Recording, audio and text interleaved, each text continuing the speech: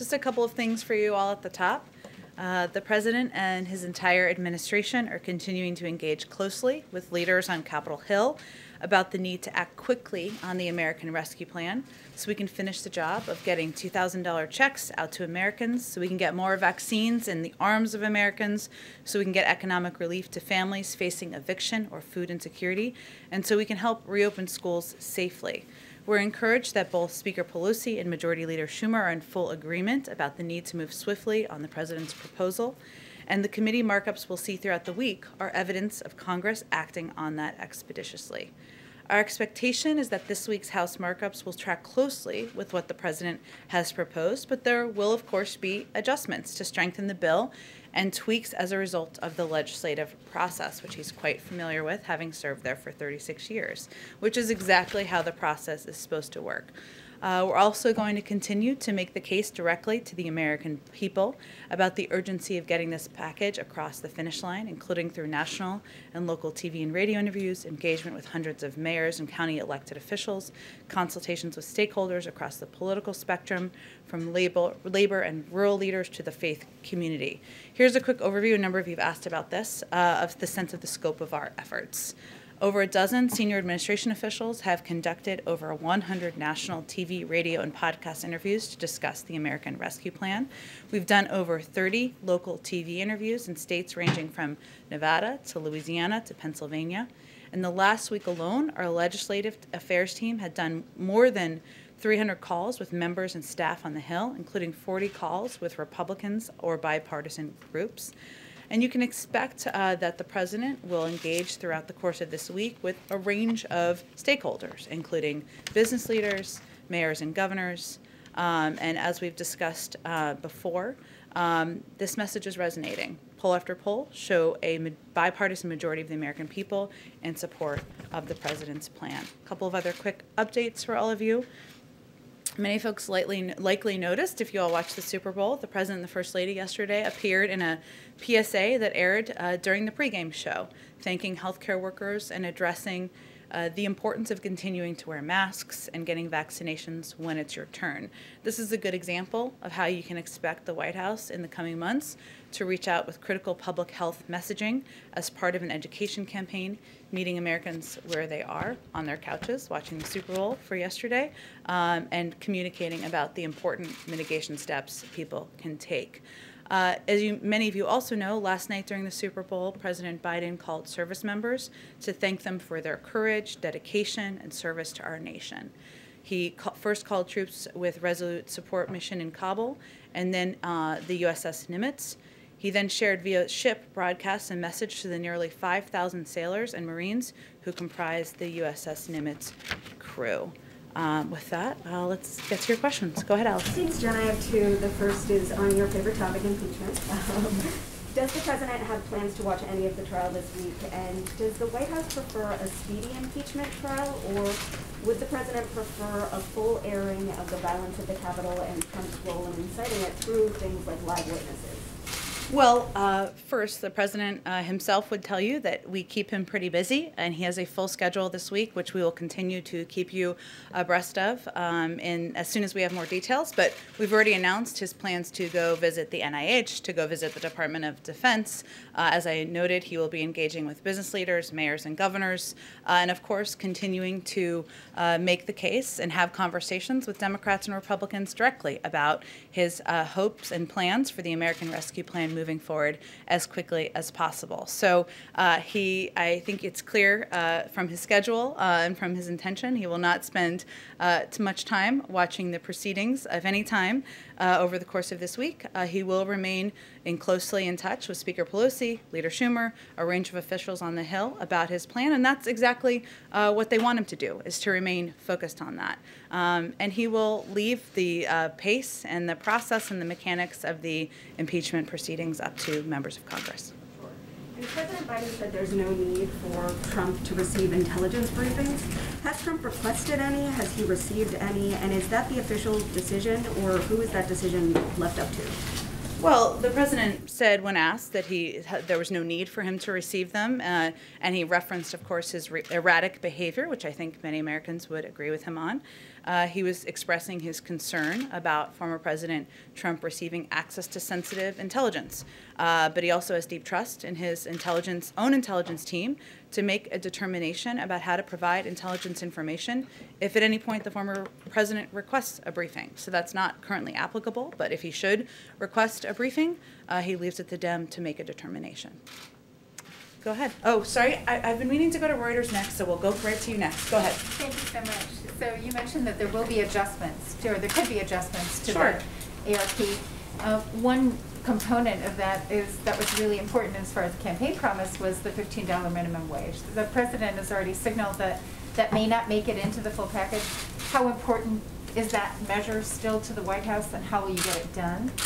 And then also the other thing that came up this weekend is looking at tweaking the level of who gets the stimulus checks. And Janet Yellen mentioned 60,000. Can you explain who gets left out, right? You know, if you get the 60, if you know, who is between the 60,000 and the 75,000? Sure. Well, in the first question, the president remains firmly committed to raising the minimum wage to $15. That's why he put it in his first legislative proposal, and he believes that any American who is working a full-time job, trying to make ends meet, should not be at the poverty level. And it's important to him that the minimum wage is raised.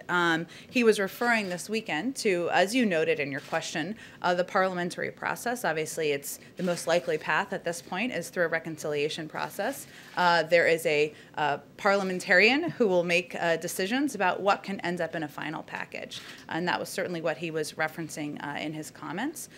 In terms of what the options are, we'll see what the parliamentarian decides, and then we'll see what additional options are, but we're getting a little ahead of where we are at this point in the process. I'm sure we can continue to have a discussion about it in here. And then say your second question one more time. 60,000. Sure. Well, one of the pieces that the president has talked about is his openness to engaging and having a discussion about what is called, kind of the unofficially called, I guess, the scale up, right? So his proposal, as you know, had proposed $1,400 checks to make the $2,000 whole. He had proposed kind of a threshold. There's a discussion right now about what that threshold will look like. Conclusion hasn't been finalized. That will be worked through Congress. But either way, his bottom line is that families making $275,000, $300,000 a year may not be the most in need of checks at this point in time. But whatever the threshold is, there will be a scale up. So his view is that a nurse, a teacher, a firefighter who's making $60,000 shouldn't be left without any support or relief either. It's just a question of sort of where the scale up looks like, what it looks like in a final package. But it's still being negotiated at this point in time. Jen, if I could just ask you on the $15, you know, it doesn't make it much harder to get it through if you don't attach it to this COVID relief bill. I mean, does that really, and then the CBO is saying that, in fact, if you did go through with it, that, you know, it would lead to a 0.9% reduction in the number of jobs. Well, I heard about the CBO score as I was walking out here, so I haven't talked with our economic team about that specifically. And at this point in time, it's still working its way through the process in Congress, and the parliamentarian still has to make a determination about what will be in a final package. I promised I'd go to you first. Thanks, Jen. Next, I should say. Go ahead. Thank you. I have a couple questions on COVID, but I would like to start with Iran. Sure. President Biden said that the U.S. would not lift sanctions first and that Iran would have to stop enriching uranium before negotiations could resume. But since then, the Supreme Leader has said that the U.S. has to act first and roll back sanctions in order to re-engage. Is this a non-negotiable point for President Biden? And if so, how do you get out of this stalemate? Well, just to be very clear, the president never said that exactly. It was stated by the interviewer, Nora O'Donnell, who did the interview, and he didn't respond to the question. So the president's position is that if Iran comes back into full... I think if we were announcing a major policy change, we would do it in a different way than a slight head nod. But overall, his position remains exactly what it has been, which is that if Iran comes into full compliance with its obligations under the JCPOA, the United States would do the same and then use that as a platform to build a larger and stronger agreement that also addresses other areas of concern. And that would, of course, be done with our P5+1 partners, as it was done when we were putting together the JCPOA in the first place. So what's the response response to Iran's argument that it was actually the U.S. that violated the JCPOA by abandoning it, and therefore it's the U.S.'s burden to re-engage? Well, those were actions of the former administration, as you know, and President Biden, of course, was a part of an administration that were advocating for the plan to be put together to begin with. But I think his position, the position of our national security team, and the position that he's been in discussion with our partners about, or I should say conveying to our partners, is that it's really up to Iran to come back into full compliance and with its obligations under the JCPOA. And at that point, we could move the discussion forward. Thank you. And sure. Can you talk about the concrete steps the administration is doing to target and stop the spread of the variants we keep hearing about? Does that include surging vaccines to areas impacted like South Florida or California with the B117 strain? Well, I know for those of you, and I know we had a lot of briefings today, who had the opportunity to participate in the briefing with some of our medical and health experts. They talked about the importance of not only vaccination, getting the vaccine when you're eligible, that is a protective step, obviously, and also abiding by a number of the mitigation steps that our health experts have recommended. But beyond that, I'm not going to go beyond the advice of our health and medical experts at this point in time. Go ahead, Caitlin. Two questions for you. One, on the minimum wage, you're saying it's up to the parliamentarian to make a decision about whether that can be included in here. Of course, we know Senator Sanders said they're still waiting on that, but technically the vice president could overrule the parliamentarian on this, and it hasn't happened in a long time, but is that an option the White House is considering? Would President Biden want Vice President Harris to overrule the parliamentarian to include this in this package? Well, I'm not aware of that being allowed. I'd certainly take you at your word. I think our view is that the parliamentarian is who is chosen typically to make a decision in a nonpartisan manner in terms of what can be included in a package that goes through reconciliation is the proper process for this to journey through. So when President Biden told CBS that he did not think it was going to survive, who had told him that it wasn't going to make it through likely?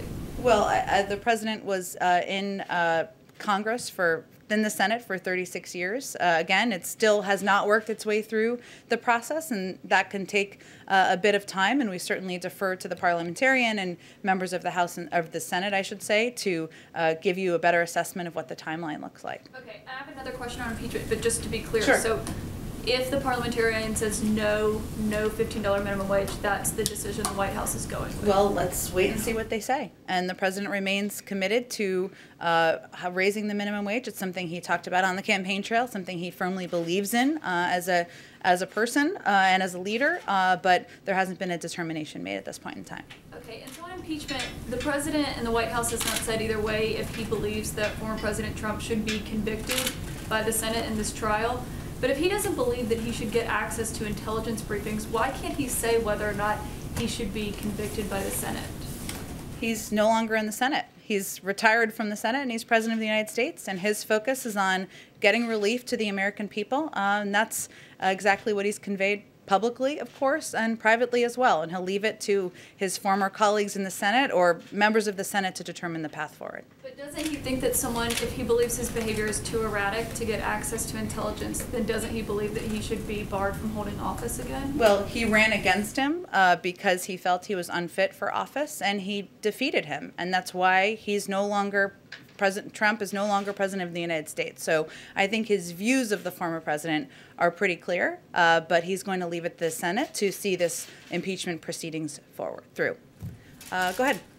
Just to follow up on that question, will the president commit to giving his view once all the evidence is heard in the impeachment trial? And then secondly, a question on Myanmar. What is the U.S. doing to perhaps accelerate some of the action we're seeing over the weekend with protests? And secondly, how concerned is the U.S. about China, which has not stepped in forcefully and is not calling it a coup? Sure. The our national security team has been in touch with a number of our partners and allies. We were outspoken quite quickly in the days following the coup, and we designated it a coup very quickly. In terms of what actions we're taking, there are considerations that are underway or policy processes that are underway on our national security team as we speak. I don't have an update on that today, but when we do, we'll certainly make you all abreast of that. And certainly we are concerned about China's absence from the conversation and lack of a vocal role here.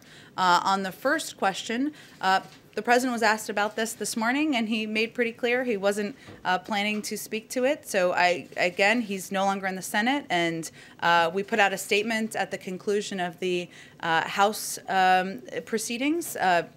I certainly would consider doing that at the conclusion of the Senate, but I don't expect that he's going to be, posturing or commenting on this through the course of the week. Go ahead.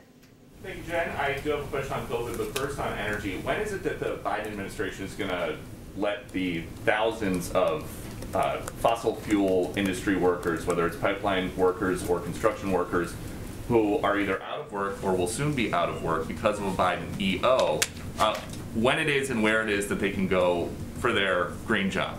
And that is something the administration has promised. There is now a gap. So I'm just curious when that happens, when those people can count on that. Well, I'd certainly welcome you to present your data of all the thousands and thousands of people who won't be getting a green job. Maybe next time you're here, you can present that. But you said that they would be getting green jobs, so I'm just asking when that happens. Richard Trumka, who is a friend, longtime friend of Joe Biden, says about that day one Keystone EO, he says, I wish he, the president, had paired that more carefully with the thing that he did second by saying, here's where we are creating the jobs. So there's partial evidence from Richard Trumka. Well, you didn't include all of his interview. Would you like to include the rest? So how about this? The Laborers International Union of North America said the Keystone decision will cost 1,000 existing union jobs and 10,000 projected construction jobs. Well, what Mr. Trumka also indicated in the same interview was that President Biden has proposed a climate plan with transformative investments in infrastructure and laid out a plan that will not only create millions of good union jobs, but also help tackle the climate crisis. And as the president has indicated when he gave his primetime address to talk about the American Rescue Plan, he talked about his plans to also put forward a jobs plan in the weeks or months following. And he has every plan to do exactly that. But there are people living paycheck to paycheck. There are now people out of jobs once the Keystone Pipeline stopped construction. It's been 12 days since Gina McCarthy and John Kerry were here, and it's been 19 days since that EO. So what are these people who need money now? When do they get their green job? Well, the president and many Democrats and Republicans in Congress believe that investment in infrastructure, building infrastructure that's in our national interests and that boosts the U.S. economy, creates good-paying union jobs here in America and advances our climate and clean energy goals are something that we can certainly work on doing together. And he has every plan to share more about his details of that plan in the weeks ahead. And then just a quick one on the stimulus. There's reporting that House Democrats are going to come out with a $3,000 per child stimulus for some eligible families. Is that something that the White House supports making a permanent benefit? Well, the president talked about this a bit on the campaign trail and the importance of child tax credits to help working families ensure they can make ends meet. This proposal is emergency funding, as I understand it. It's a central priority of his first legislative proposal to cut child poverty in half this year, and that's why he included a child tax credit in the American Rescue Plan. But that's, again, emergency funding and something that will help people get through this period of time. Okay, go ahead. A follow-up to Peter's question. Sure. What's this White House's stance on a universal basic income, this idea of the government giving out regular checks on a routine basis to Americans who might need it? I know that's been proposed by a number of people, including some on the presidential campaign trail. I don't have anything more for you on it. I'm happy to check with our economic team if that's something that they're looking at all. As a corollary to it, do you agree with the need that many on the Hill, and not just Democrats, are expressing, that there ought to be these enormous, well, no, I won't say enormous, but $3,000 or $4,000 per child checks for families right now? as I tried to just indicate, I mean, the president supports the proposal that Representative Neal and others have put forward to ensure that there is money in the package that helps bring relief to families in the form of a child tax credit. That's something he certainly would support. Go ahead. Thanks, Jen. I have two questions. One of the other things that Secretary Yellen said yesterday is that the president is open to a mandate on family leave and child care. Is there a timetable on that?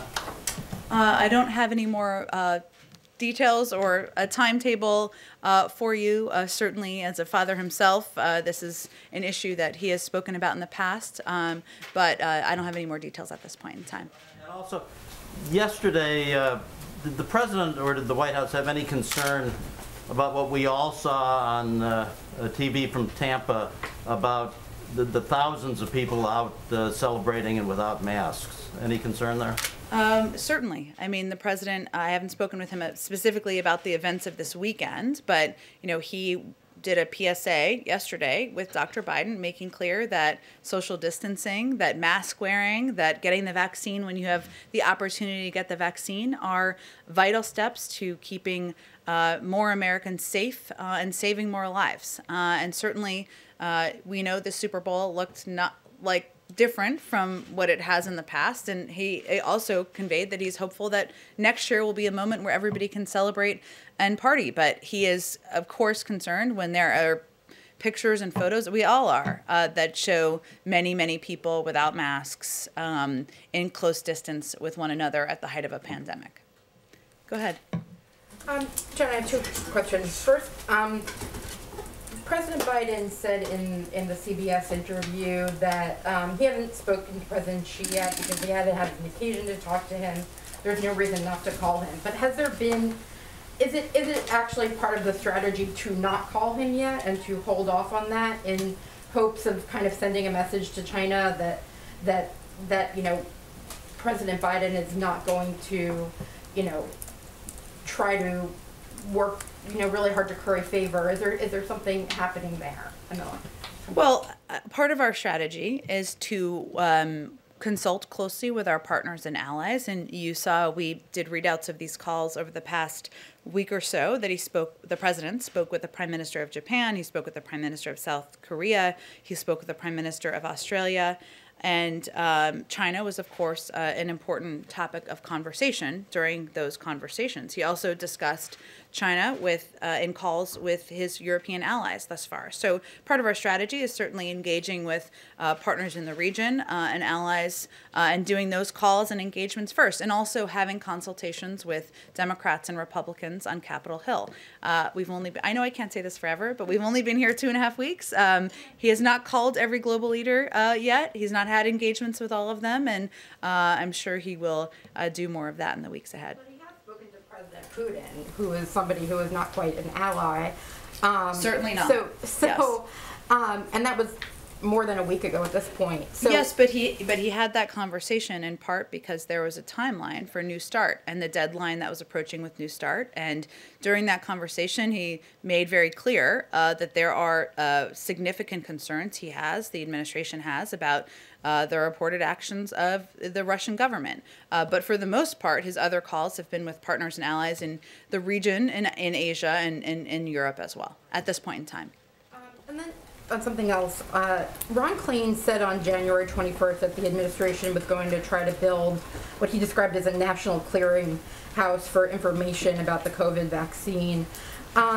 Is something like that being built in the administration? And if so, how long do you think that's going to take? I think people are really struggling to find information about their state, their county, and there's so much difficulty in the vaccination process. You're right. There's a great deal of confusion, and one of the focuses we have had is trying to alleviate that confusion, and part of that has been through working with governors and local elected officials. One of their biggest requests has been to have more of a heads up on how much vaccine supply there would be. Of course, to increase vaccine supply, we've worked to do both to ensure that there's 3-week planning time for vaccine allocation, increases in allotments as supply allows, and of course deploying government resources to sites where they are needed. We're looking at a host of measures that could help us achieve our goal, of course, of getting 100 million vaccines in the arms of Americans in the first 100 days, and also ensuring that we're reaching communities where there are higher levels of vaccine hesitancy. But the president has directed his team to use whatever tools and resources necessary to get the job done. So there are a range of options under consideration, but I don't have any updates for you on that particular proposal. Certainly, a lot of people would love that, but we're looking to prioritize how we can be most impactful as quickly as possible and working with states and governors to make those determinations. Go ahead, Ann. Thank you. Back on impeachment, Sure. You mentioned that the president will be in close contact with Senator Schumer. Do you expect that to be daily?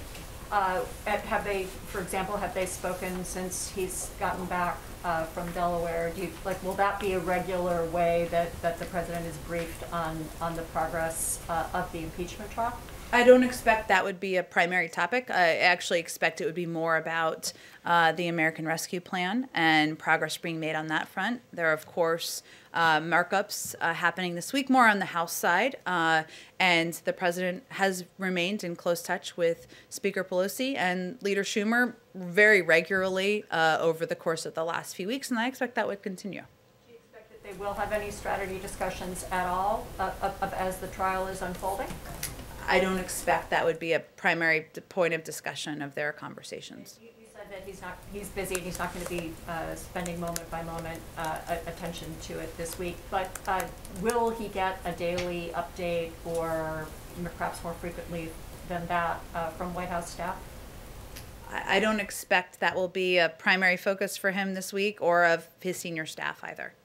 I have a foreign policy question. Sure. Following on Luigi's question about Iran. When the president ruled out dropping U.S. sanctions, immediately he didn't then go on and talk about some of the other strategies that are out there, including, for example, that the United States might drop its objections to Iran receiving an IMF loan, COVID-related IMF loan. There are a couple other ideas that would allow Iran to get some economic benefit that would not be sanctions and maybe grease the wheel for negotiations. Does the president have a view on those strategies, and were they part of the discussion at the principals meeting on Friday?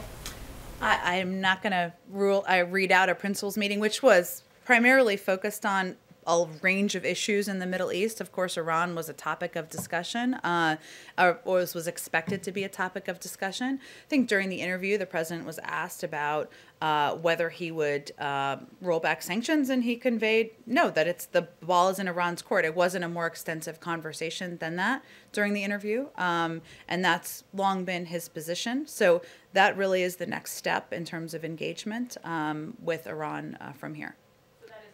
Ruling it out necessarily, that there might be other ways to sort of help Iran get back to the table that would be short of dropping U.S. sanctions? Well, again, I think his view is that the ball is in Iran's court to come back into full compliance with the JCPOA, and that would be the basis for the United States doing the same, and then using that as a platform to build a longer and stronger agreement. But that is really the next step, in his view, in the process. I have one more very quickly on the post office, if I could.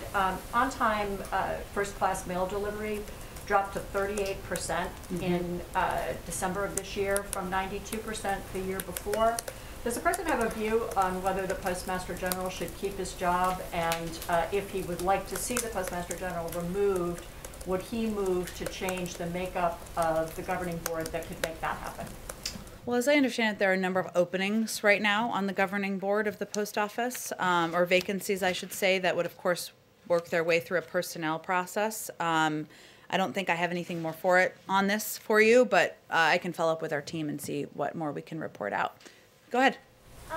Back on the subject of the COVID checks, Bernie Sanders said it would be absurd to lower the threshold, the income threshold, and some other Democrats have raised the prospect that doing so could lead to a political backlash, given voters in Georgia were explicitly promised this aid by the president, and they didn't really have any reason to believe that fewer people would qualify for that aid under the Democrats' plan.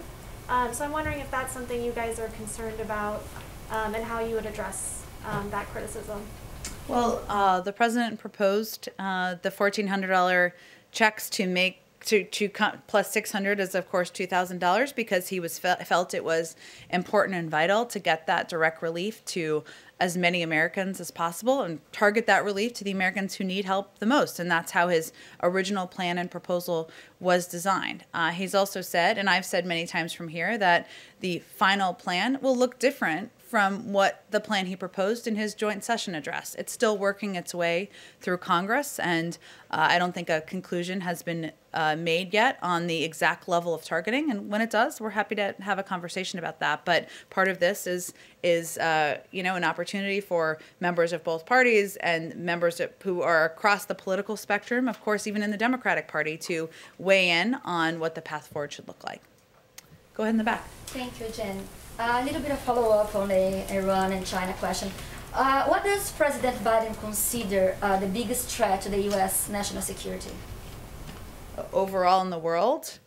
Yes. Well, I'm not sure I'm going to define that for you in this moment. There are a range of threats that he's talked about in the past, and I'm sure he'll have more to say on his national security approach and strategy in the weeks ahead. I have one question. Last week, a report made by NGOs and universities was sent to the White House recommending that United States break negotiations on trade and others with Brazil over climate and human rights violation. And likewise, some Democrats on the Hill already had expressed the same opposition to expand economic partnership with Brazil. Is the White House paying attention to those reports and to what's happening in Brazil? Oh, we certainly are paying close attention to what is happening in Brazil. Obviously, we share a vibrant partnership that spans 2 centuries of mutual interest and shared values. And we, have even announced in recent days, on February 5th, the United States government through USAID announced it has delivered an additional $1.5 million in emergency COVID response in Brazil. And we, of course, remain, closely engaged in what is a significant economic relationship. We are by far the largest investor in Brazil, including in many of Brazil's most innovative and growth-focused companies, and we'll continue to strengthen our economic ties and increase our large and growing trade relationship in the months ahead. But Jen, the policies of the Brazilian president and President Biden on the many issues, climate, gay rights, other ones, are very different. Mm-hmm. How can they work together? Well, just as is true in many of our relationships, we look for opportunities to work together on issues where there is joint national interest, and obviously there's a significant economic relationship, and we will not hold back on areas where we disagree, whether it's climate or human rights or otherwise. And so that will be the path forward with our relationship with Brazil as well. Go ahead, Yamiche. Thanks so much. A few questions. The first is, what should Americans take away from the fact that President Biden campaigned on unity, talked about unity, got into office, about 2 weeks in, has decided, all but decided it seems, to go with a process where Democrats can pass a $1.9 trillion plan without the support of Republicans? I know that there are Republicans across the country that the White House is pointing to saying they support this bill, but there is the fact that Democrats don't have to have Republican support in Congress for this bill, and the president is seemingly supporting that process. So I'm wondering what people should take away from that, and will that definition of bipartisanship be the one that is going forward with this White House? Well, the president ran on unifying the country, not on creating one political party. But I will note that 16 of the last 21 reconciliation bills that have gone through Congress have been bipartisan. And certainly, there's opportunity for Republicans to not only offer amendments as it's going through the House committee process, and then we'll go through the Senate committee process following that, but they will have the opportunity to, of course, vote for a package that the vast majority of the American people support. The president is his first priority is getting relief to the American people. But the vast majority of the public, Democrats, Republicans, Independents, are with him in that effort. There's a long history of bipartisan support for reconciliation bills, a parliamentary process. Again, I don't think the American people are particularly worried about how the direct relief gets into their hands. And that if that's the process that it moves forward through, which seems likely at this point, the president would certainly support that. I have a question also on impeachment. I know the president, you say, isn't going to be watching it, but there are going to be millions of Americans who will be watching it. I wonder what the president's message is to Americans, especially the ones that are still mourning the loss of people who died in the Capitol, who are still wondering whether or not the president, former President Trump, will be possibly acquitted in this trial, even if President Biden doesn't want to say whether or not President Trump should be convicted. I just wonder if the White House has any message to Americans who are gearing up for what could be a tumultuous and traumatic 2 weeks. Well, the president's focus is on delivering what those millions and millions and millions of Americans care deeply about, which is getting the pandemic under control, putting putting millions of Americans back to work, getting vaccines in the arms of Americans, reopening schools. And he has been clear that he views the events of January 6th as a horrific attack on our democracy. He put out a statement. We put out a statement from him, I should say, when the House voted. But he's going to leave it to the Senate to determine the path forward here. That doesn't change, and his view is that he was elected to deliver on the promises he made on the campaign trail. So that's what he's going to keep his focus on in the weeks ahead. Go ahead. Oh, go ahead, Yamiche. Saying that the GOP can offer amendments, that doesn't mean that they have to listen to them or accept them. So I wonder then if Republicans have to just accept what the Democrats have approved. I just wonder if you could talk a bit more about this definition of bipartisanship, because there is this, I know you're saying that Democrats and are giving Republicans the opportunity, but there's still this idea that Democrats are in 2 weeks in are going it alone. Well, again, 16 of 21 reconciliation bills in the past have received bipartisan support.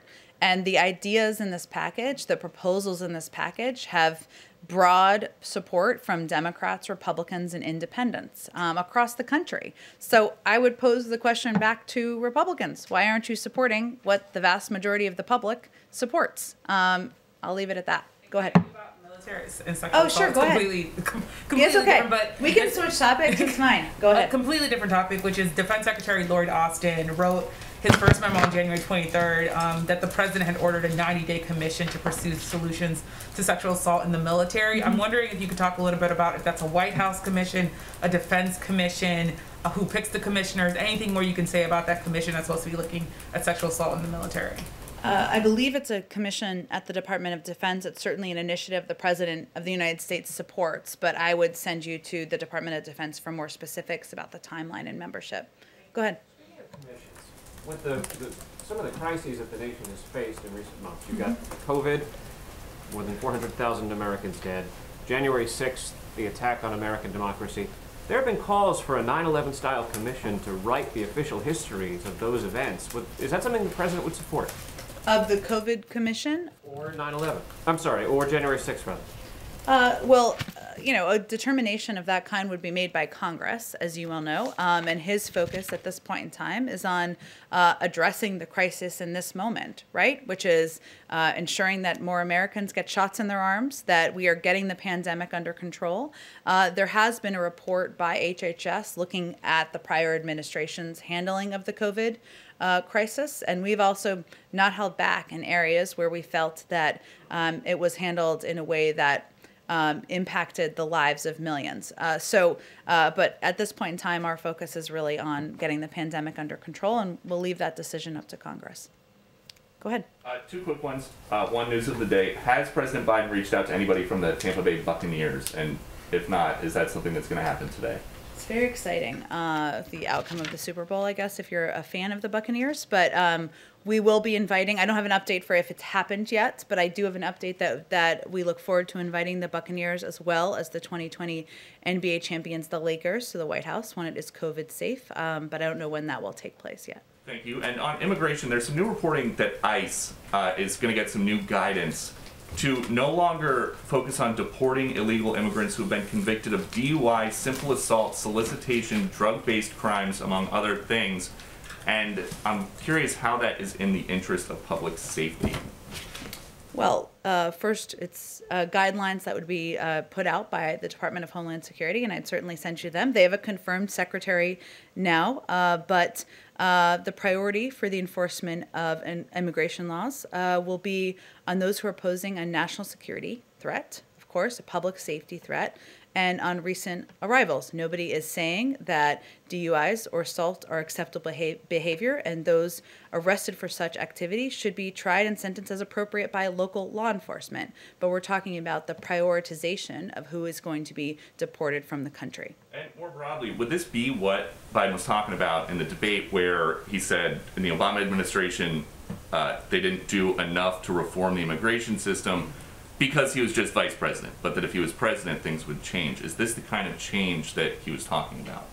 Well, I think the kind of change he was talking about was putting forward an immigration bill at a time where modernization of immigration is long overdue, that addresses not only a pathway to citizenship, but puts in place smart security measures and addresses the root causes of these issues in the countries in Central America. So I think that's primarily what he was referring to, but also prioritization, which again would be up to the Department of Homeland Security to ensure our focus is on the individuals who pose the greatest national security threat, is also something he's long supported.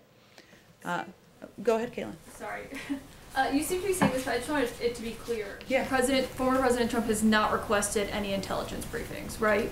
Not that I'm aware of, but I would point you to the intelligence community and the ODNI for more specifics. And to follow up on that, why is there a reason Morgan Muir is no longer leading President Biden's daily intelligence briefings? I believe he's overseeing the process of preparing materials, but I don't have any more details. I'd point you to ODNI on that as well. Okay, so there's no reason you know that he's not leading the in-person briefings. He's assembling the daily brief, Yeah. he's not leading them in person. Which is a very important role to play and very labor intensive, but I would point you to them for more specifics on the briefings and who will be providing the briefings.